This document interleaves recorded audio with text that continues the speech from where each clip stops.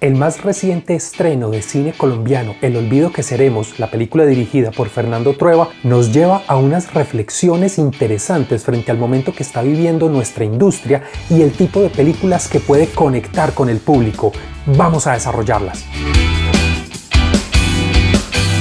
Cervecinéfilos del mundo conocido, bienvenidos a Cine Placebo. La película de hoy es el estreno colombiano El olvido que seremos, la historia de Héctor Abad Gómez, un líder social pero también un padre de familia.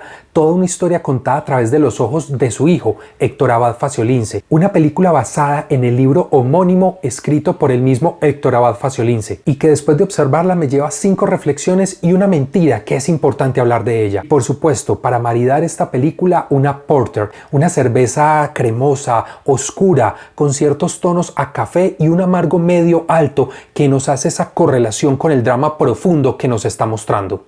Vamos allá. La primera reflexión es alrededor de las artes, el vestuario, la escenografía, los maquillajes, toda una ambientación que hace referencia a finales de los 60, principios de los 70 y los 80. Con un resultado de alta credibilidad, unos ambientes cálidos que nos permiten acercarnos a esa intimidad de la familia y por otro lado una ciudad que está viviendo batallas, dolores y que aunque no se hacen grandes planos abiertos, sí nos dejan ver esas calles, esos autos, ese interior de una universidad en momentos muy álgidos de discusión política. En su conjunto, las artes nos transmiten una alta credibilidad de transportarnos a este momento histórico de Medellín.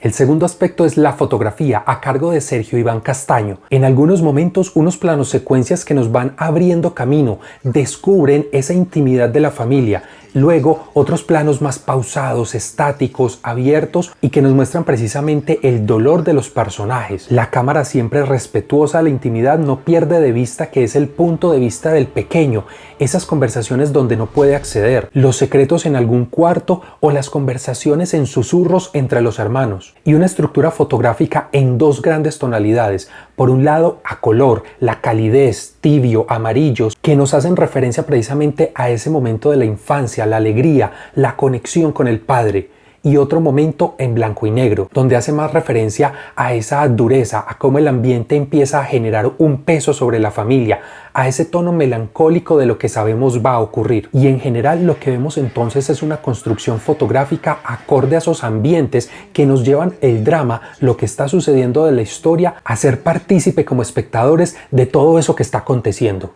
Porque todos estos elementos, aunque son muy técnicos, todos los percibimos, como espectadores nos relacionamos con ellos. Déjame saber en los comentarios qué piensas de ello. 3. Las actuaciones. Javier Cámara, actor español, interpreta a Héctor Abad Gómez, algo que inicialmente podría despertar alguna inquietud que también lo podría lograr con un acento español marcado.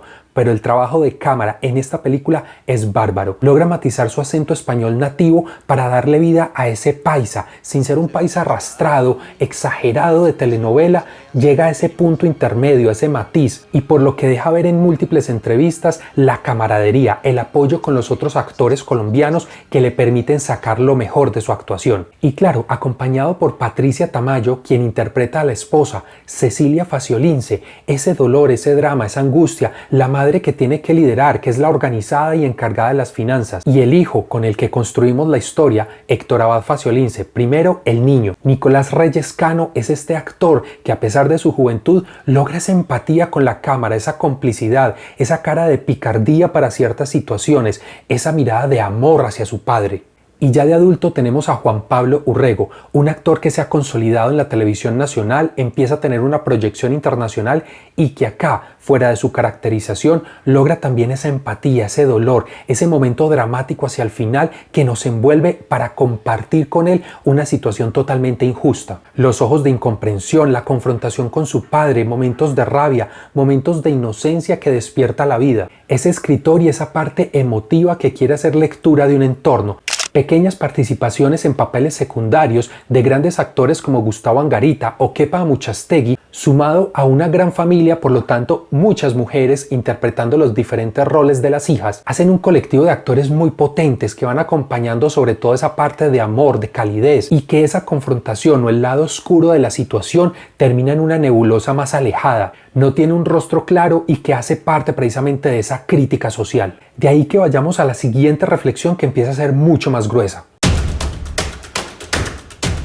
Si te están gustando estas reflexiones, no olvides suscribirte. El cuarto aspecto es la historia en sí misma, parte de la obra literaria, y Héctor Abad Faciolince le entrega a David Trueba, el hermano del director, para que haga esta adaptación. En conjunto crean un equipo de trabajo que logra resumir, que logra sacar los elementos más destacados de la parte emotiva de esa historia que se va desarrollando entre padre e hijo, y el descubrir un entorno, por un lado, con esas inequidades, esa brecha social que se vivía en Medellín de los 70, y cómo esas confrontaciones de ideologías, de pensamiento que se estaban dando al interior de la Universidad de Antioquia terminan siendo un flagelo, terminan siendo señalados y genera todo un conflicto social para la ciudad. Y aquí es donde es una reflexión bastante profunda, porque es una película con más de 30 años y lo que estamos viviendo en nuestra realidad hoy en Colombia es 3/4 de lo mismo. Pareciera que no ha pasado el tiempo. Seguimos envueltos en esas discusiones políticas sin soluciones, sin políticos que sean verdaderos líderes, con estudiantes insatisfechos, con líderes sociales desaparecidos o muertos.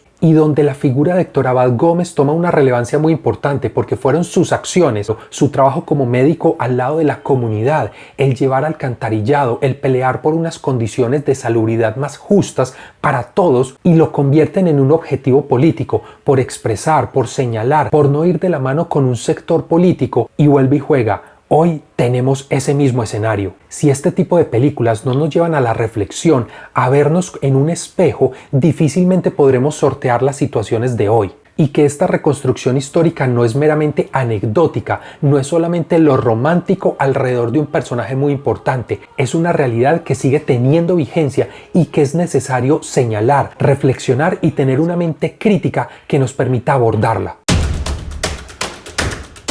El quinto punto de esta reflexión es el director. ¿Por qué Fernando Trueba? En 2017, Héctor Abad Faciolince lo conoce en un High Festival en Cartagena.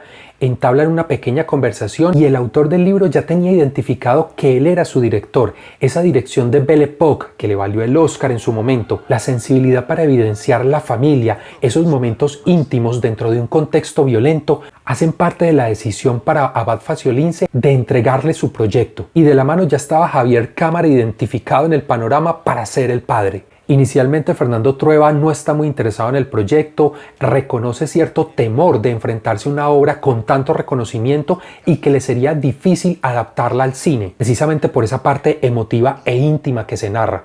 Sin embargo, David Trueba hace esta adaptación, lo que permite la fluidez en ese lenguaje cinematográfico. Y lo que vemos finalmente es a un Fernando Trueba desplegando esos dotes que tiene precisamente para la calidez, el amor, ese acompañamiento familiar alrededor de este padre, y en contraste ser una figura pública con el asedio, con la mirada, esa nube negra que se empieza a posar sobre él. Y la reflexión más importante acá sería ver cómo un director foráneo del conflicto colombiano logra dar esa mirada, logra conectar a partir de este personaje y esa sensibilidad, mostrarnos un concepto universal, amor padre e hijo, y que ese conflicto de fondo se puede ver reflejado en cualquier latitud. En palabras del actor Javier Cámara y el director Fernando Trueba, esta es una película que puede ser exitosa en Japón, en Medio Oriente, porque es a partir de esa universalidad contada desde lo mínimo. Y que acá, si la esencia está narrada desde lo literario, logran traspasar la frontera y llevarlo a ese escenario de lo cinematográfico, para crear precisamente esa identidad desde un director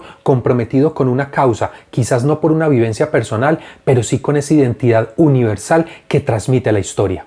Y no olvides suscribirte, porque ahora nos vamos para la mentira. Uno de los grandes productores de la película es Dago García, y alrededor de él se entretejen muchas críticas, comentarios del tipo de cine que él hace y esa mala fama o mal nombre que le da al cine colombiano.